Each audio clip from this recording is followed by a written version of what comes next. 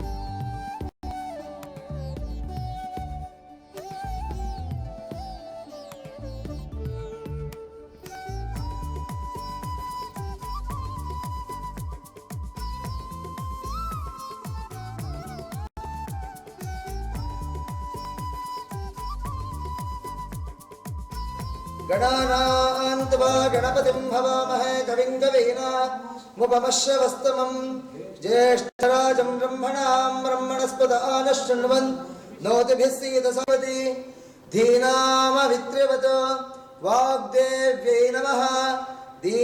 सद्गुरुचरणारविन्दाभ्यां नमः। याः फणिनित्यस्य मन्त्रस्य आचर्मणाभिषग्घोषधियो अनुष्टभो कुलदेवता लम्पृथिव्यात्तना गन्धं कल्पयामि, हम आकाशात्तना पुष्पं कल्पयामि, यं वायुवात्तना धूपं कल्पयामि, रमज्ञात्तना दीपं समर्पयामि, अमृतात्तना अमृतं निवेदयामि।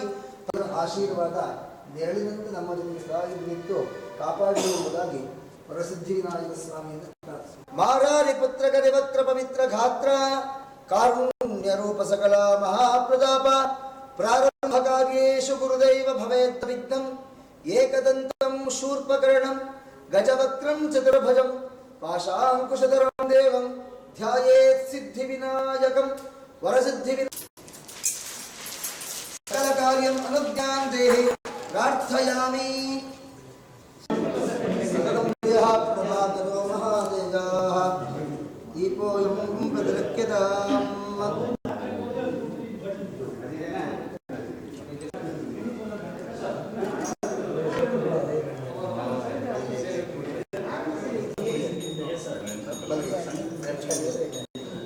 केशवाय स्वाहा नारायणाय स्वाहा।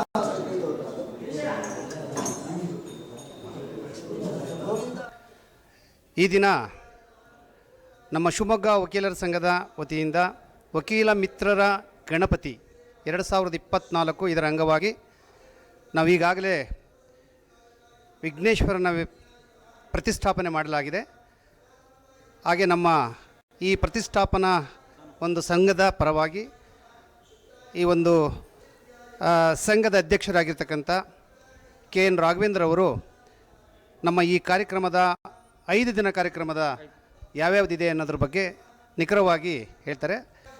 ಈಗ ನಮ್ಮ ವಕೀಲ ಸಂಘ ಶಿವಮೊಗ್ಗ ಹಾಗೂ ವಕೀಲ ಮಿತ್ರ ಗಣಪತಿ 2024 ಇದರ ಅಂಗವಾಗಿ ಈ ದಿನ ಅಂದರೆ ಈ ದಿನಾಂಕ 7/9/2024 ಈಗ ತಾನೇ ಗಣಪತಿ ಪ್ರತಿಷ್ಠಾಪನೆ ಆಗಿದೆ. ನಂತರದಲ್ಲಿ ಸಂಜೆ ಸಹಜವಾಗಿ ಮತ್ತೆ ಪೂಜೆ ಇರುತ್ತೆ. 8ನೇ ತಾರೀಕು ಪುನಃ ನಾಳೆ ಬೆಳಗ್ಗೆ ಗಣಪತಿ ಪೂಜೆ ಇರುತ್ತೆ, ಸಂಜೆನೂ ಸಹಿತ ಪೂಜೆ ಇರುತ್ತೆ. 9ನೇ ತಾರೀಕು ಬೆಳಗ್ಗೆ ಮತ್ತು ಪೂಜೆ ಇರುತ್ತೆ ಮತ್ತು ಸಾಯಂಕಾಲ ಸಾಂಸ್ಕೃತಿಕ ಕಾರ್ಯಕ್ರಮಗಳಿರ್ತವೆ. 10ನೇ ತಾರೀಕು ಬೆಳಗ್ಗೆ ಗಣಪತಿ ಹೋಮ ಇರುತ್ತೆ, ಸಹಸ್ರ ಮೋದಕ ಗಣಪತಿ ಹೋಮ.